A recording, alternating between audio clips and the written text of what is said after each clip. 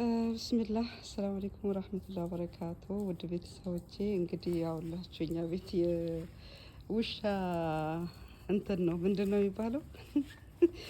የውሻ ማርቢያ ማለት ነው። የውሻ ማርቢያ ነው። ይውላችሁ 12 ወለደች። ከውጭ አምጥቶ አሳድጓል።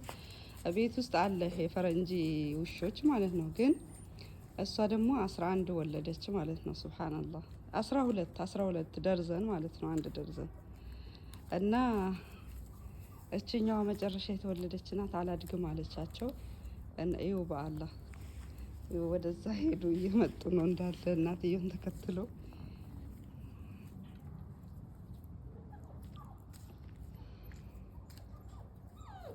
ያቸው አሁን 1 ወር ሊሞላቸው ነው ከተወለዱ ማለት ነው። ቆይ ላሳያችሁ፣ እዛ ያሉ ሄዱ።